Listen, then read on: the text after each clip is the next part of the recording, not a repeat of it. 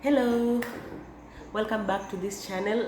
My name is Mary Juliana. For the new viewers, kindly consider subscribing so that you get notified when I upload new videos. And for returning viewers, thank you so much for your continued support.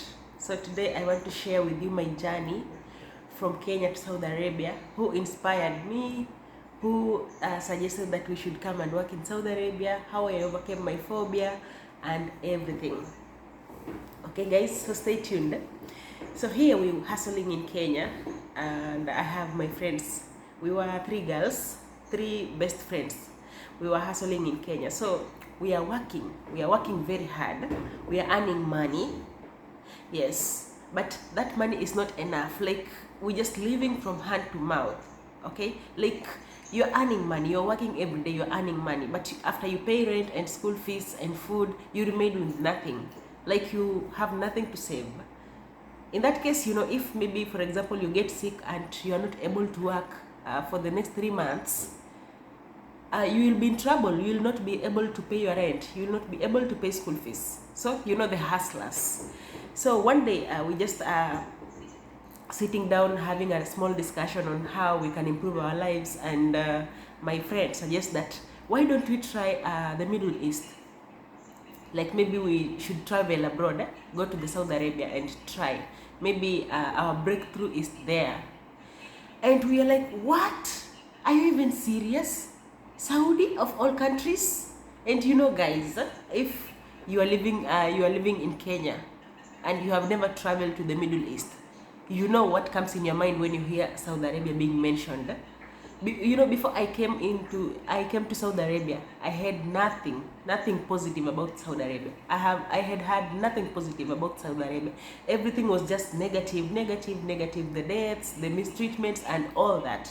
Every time you open a TV channel, like maybe you want to see news and it's Saudi Arabia being mentioned, it's just something negative. It's just something sad. And here, my friend is suggesting that we should try Saudi Arabia. We should come to Saudi Arabia and work here. Oh my God, everybody got chills. Like, you were like, are you serious? Don't you love your life anymore? Go to Saudi Arabia and come back in a coffin? That is what we asked. So we were the three of us, and we said, no, we cannot go to Saudi Arabia because, those people that had already been here and come out unsuccessful, maybe they faced challenges, they were sharing their stories and everything was just negative. I had never came across somebody who has something positive about Saudi. Some were saying that when you come here, you will not be using your phone, your boss will take your phone from you, and you cannot even communicate with your family, and all those stories, guys. So when she mentioned Saudi Arabia, everybody said, no, I would rather sleep on an empty stomach. I would rather do Amjengo in Kenya than travel to Saudi Arabia. So we denied. But she was brave. Huh? She was very brave, and she said, no, if the two of you don't want to come, I will go and leave you here. And we told her, okay, we are wishing you good luck. You travel. Us, we are not coming. So she traveled. And then when she traveled, we stayed in touch. After 3 months, after she stayed in Saudi Arabia for 3 months, that is when I got motivated, because we could talk every day, like on the phone, on video calls, we chat, on WhatsApp, on Messenger. Like, she's just doing fine. Huh? At least that phobia now started going down. Like, at least there is something positive about Saudi. At least she can communicate with her family. Communication is very important. When I discovered that she can communicate and she has Wi-Fi, like I can call her anytime I want and we video call. Like, I can see her. That fear started diminishing. Huh? Then I started gaining courage, like, oh my God, maybe I can do this. And then, some people were saying that sometimes you come here and work for 2 years and you don't get any money, like you're working for free. So after she sent her 3-month salary, that's when I realized, no, maybe I should try this, So I got that courage from her, because she came here and she was able to communicate with her family. She was being paid her salary, she was eating, like nothing was wrong. She was the first person I saw with something positive from Saudi Arabia. So I decided, no, I'm going to start the process and join her. So here I started the process. I didn't have the passport, so I couldn't go to other countries. I could only come to Saudi because I didn't have any document. I didn't have any money that can finance the other countries. The other countries are not free. Like for Qatar, maybe you have to pay for your own medical and all that. So because Saudi is free and I don't have money, I said, okay, I'm gonna join her in Saudi Arabia. So I started the process. When I started the process, my friend also started the process. We were 3 of us. One traveled, finished 3 months before the rest two, the 2 of us started the process. So the 2 of us decided to join her. Now we have that courage. At least we have something. We have someone who is sharing the positive side of Saudi Arabia. So we started the process. We went to the office, did the first medical. After the results were out and we were fit, we started going to school. There at school, that is where the full courage came in now. You know, even when we were doing the first medical, we went to our agency and we were doing the first medical. We were not a large number of girls. We were like 6 girls who were doing medical, who were starting the process that particular day. So after the results of medical were out, we were taken to school, Upper Hill. And in that school, like we were like that hall where we were supposed to do the training, we were about 300 girls in that hall. Oh my god, you can imagine you are the only one who has fear, and all those 300 girls, like they are thinking like, oh my god, I'm delaying, I should be traveling tomorrow. And you know, when you're going to school, you find that we have some people who have already studied, maybe they are doing the exam that particular day, but you are just sitting in the same room. Okay, so you get encouraged. And then we had other girls that had already worked here in Saudi Arabia. They were there, so they were sharing the experiences, and we were crowded there. When you hear that somebody has already worked here and has come back to the country and they are training to go back to Saudi Arabia, you know that positivity. Like you're like, she cannot go back somewhere she was mistreated. If she's planning to go back there, then it means that she was not being mistreated. Like she was staying there happily, because you cannot go somewhere that you were once mistreated, right? So at least when we saw that we have other girls that had already been here in Saudi Arabia and had come back, and they were on their process of coming back for the second contract, it motivated us. At least we saw something positive, right? And so those girls, like we were asking so many questions. So how is it? What is the language? What are the what are the challenges? Maybe how much is the salary? All those questions, the curiosity, I'm telling you. After we did the exam there, now we went to apply for the passport. I'm telling you, see, we were the 2 girls, the friends that knew each other on a personal level. We made other friends there, and after application of passport, everybody got their passport except me. Mine had issues with the name, so I had to go and reapply. Oh my god. All my friends traveled and I remained back in Kenya. You can imagine how sad I was, how angry I was with the agents. Like, why didn't you tell me that these names will bring issues, that I should correct them? Why let me wait for almost over 1 month for you to tell me that the name had issues? You don't know about that. I was very mad. You know, I just wanted to come. I wanted to travel with them the same day. So I was really disappointed. Imagine my friends came and they worked for like 3 months before I joined them. You can imagine, I was just anxious. I just want to travel. That anxiety, like that eager. I just want to go. I want to join them because I'm feeling broke. They're earning, I'm not earning, I'm missing them. They're living abroad, they're working abroad, so I just want to travel and join them. So now my passport is out now. I went for the second medical, it was okay, and I had to wait for the visa now. After visa now, I stayed for 2 weeks, then it was my traveling date. So during the traveling date from my embassy, from my agency, we were a group of like 30 girls. So there we formed a WhatsApp group, we exchanged contacts, we made friendship. You know, at the airport now we are traveling, you know, that excitement. You know, by the way, we had a disappointment before we traveled. The people that came with my agency, we were disappointed because when we were signing the agreement, the first agreement before we start the process, the first agreement, the salary was 900 in the agreement. By the way, my friend came with 900. The friends that traveled before me, they came with a contract of 900. But for us, when we reached the airport, that is when we were handed over the contract. And my contract had 850. And the rest of the girls that came from my agency, we had a contract of 850. You can imagine how disappointed we were. But for me, I wasn't disappointed. I said, even if it is 800, I'm traveling, I've already made up my mind. I can't go back to Kenya. I'm traveling. Even with a contract of 800, I'm traveling. So I was not mad. I decided, I will travel with whichever money that is written in the contract. So here we are at the airport, taking pictures, making friendship, forming WhatsApp groups, and you know, all that. And in that group we had 2 girls who had already been in Saudi Arabia, so we were curious, asking questions like, so how do you say good morning, and all those blah blah blah things. So here at the airport now, some people are crying, we had 2 girls that quitted, they went back. They said they cannot come with 850, but the rest of us, because of the problems back at home, we decided, no, even if it's 850, we will still come, because those girls that had already been here told us that sometimes you work maybe for 3 to 4 months, and if your sponsor is a good one, they're gonna add your salary. So we were like, oh my, okay, let's just go. Maybe after 2 months we will have a salary increase instead of going back to Kenya. So we travel. Here we are in the aeroplane, excited, taking pictures and videos. Okay, that excitement. And we traveled, the journey was around 8 hours. Then we landed at Jeddah. That is now where the real phobia came back. That phobia that had disappeared long time ago. That excitement disappeared immediately I landed at Jeddah now. Why? Because you know, all those girls that we were traveling with, they were proceeding with their journey. I was the only one who was to land at Jeddah. Like, Jeddah was my final. Like, my boss was to pick me from Jeddah. The others were going to Riyadh, Qasim, and all those cities. So they had 2 planes. They will land at Jeddah and take another plane to their destination. So I'm the only one remaining.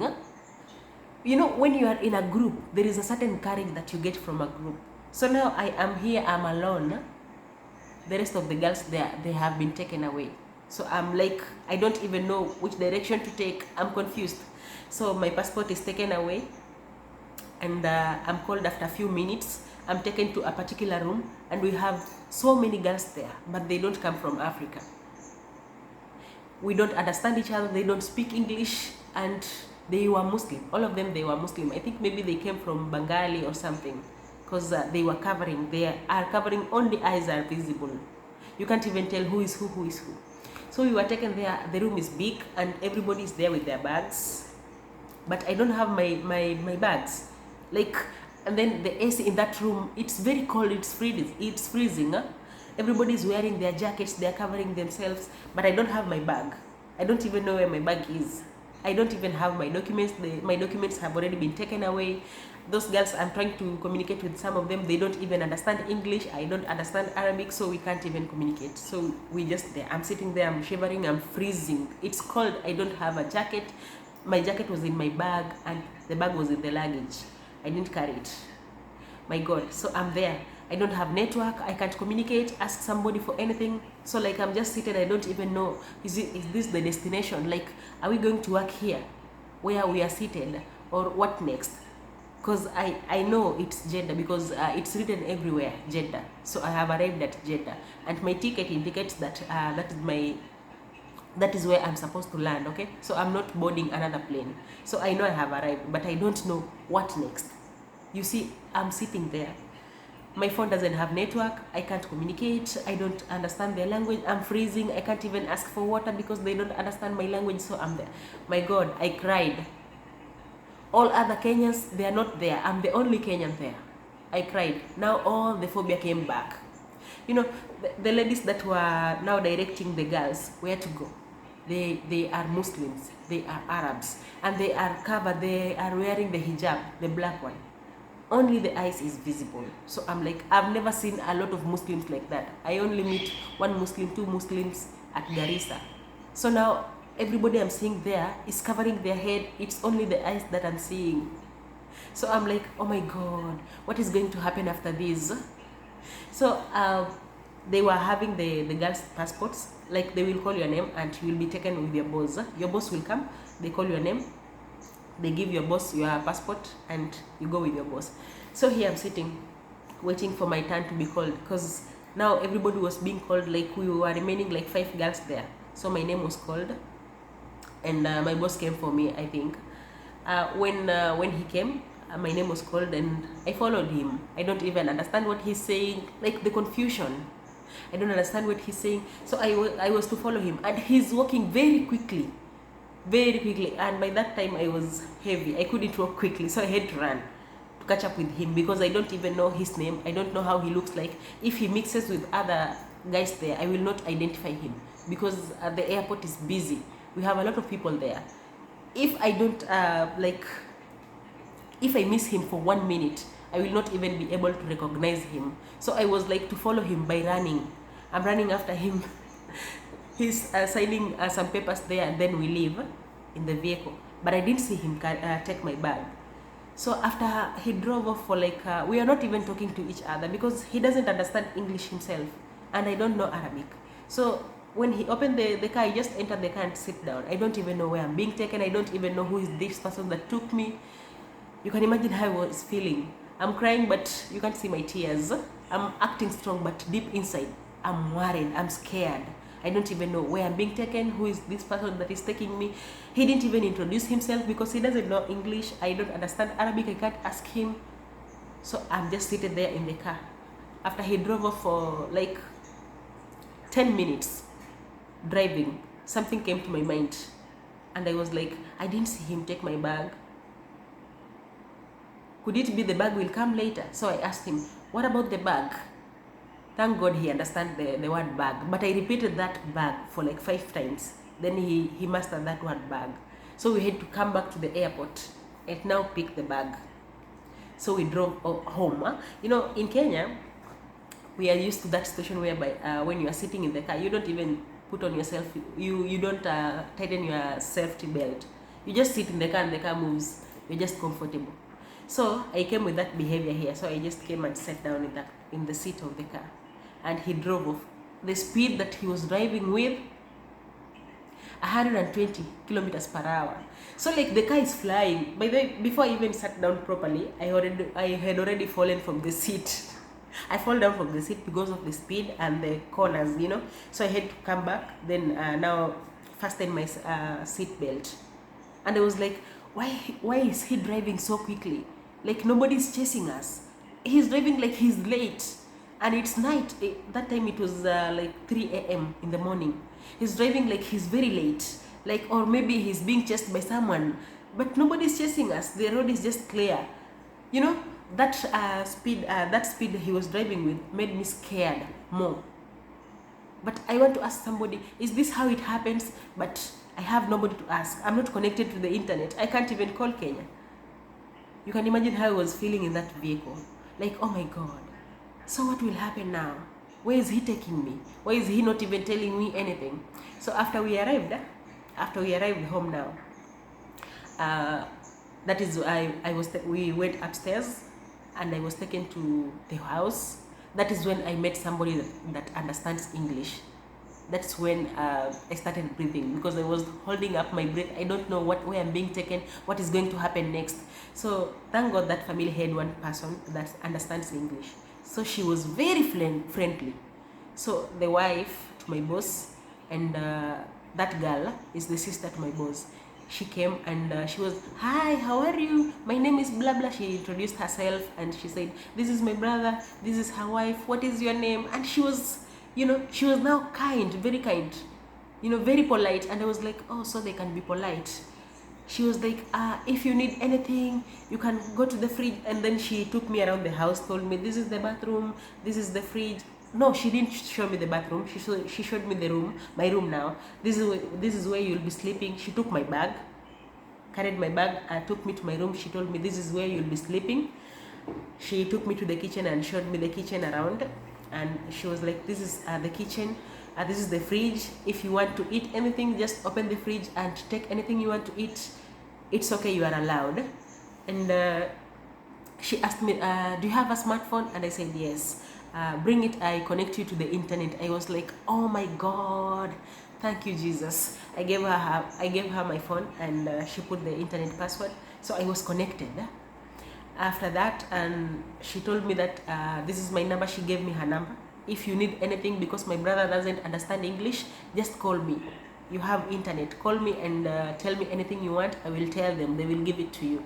Feel at home. If you want anything, ask it from me. And I was like, oh my God, I think I'm lucky. By the way, I was lucky. I was very lucky. That is the time that now that phobia decided to go away a little by little. Because now after she showed me around the house, but she forgot to show me the bathroom, okay? After she showed me around the house, and I was now taken to my room, they told me to sit there, and my boss went and prepared some meal. He brought the meal in my room. I ate, and he took the plates away. He told me to sleep. They will show me what to do tomorrow, the following day now. So I was just there. I don't know how to adjust the AC. It's very cold, it's freezing. I don't know how to adjust it. Because, you know, I had never used an AC in Kenya. So I'm lying there, but because I have internet, now at least I will communicate with my friends who have already arrived here. And I'm like, so how did it go? Is it the same way? Were you received the same way? How are you? I'm in Jeddah, send your location. And that excitement now is starting to come back. At least I'm online. I can communicate with my friends now. Okay, so I'm like, okay, so how did it go? Where did you go? And those ones that we exchanged contact at the airport, others had not even arrived. They are still offline. Okay, so but those ones that had traveled ahead of me, they were here in the country, so they kept me busy. Like, oh my God, the video call, a group chat, like, oh my God, that excitement. Then I got to sleep, but in the middle of the night, I want to use the bathroom, but my room doesn't have a bathroom, but I don't know where the bathroom is. So I'm like, I don't even remember where the boss's room is. I don't know whom to ask now. So I had to call her. That was around 5 in the morning. She's sleeping. I had to call her, my boss's sister, and ask her, where is the bathroom? Because I tried to open the door and looked around. I didn't see the bathroom. So she had to come down and show me the bathroom now. After I was pressed for like 2 hours, I was like, oh my God, maybe I'll stay like this until they wake up. But now you see, they are not waking up anytime soon. Because I remember after, that was around 3, we arrived in that house at around 3. And then maybe at 4 to 5, that is when I was having my meal. Then I went to bed. They woke up at 5 in the evening the next day. Imagine if I was to wait until that time. So I was calling my friends and they were telling me, you call that girl that understands English. I was like, maybe she's sleeping, I will wake her up. Maybe she's tired. They told me, no, just call her, because you don't know. Because you cannot stay like that. You cannot stay pressed for all those hours. Because Arabs sleep during the day. They will wake up in the evening. So I was like, oh my God, let me just call her. Maybe she come and help me. So I called her, she came and showed me the bathroom now. Then I went back to sleep. I woke up the following day. This story will be continued. Stay tuned for part 2.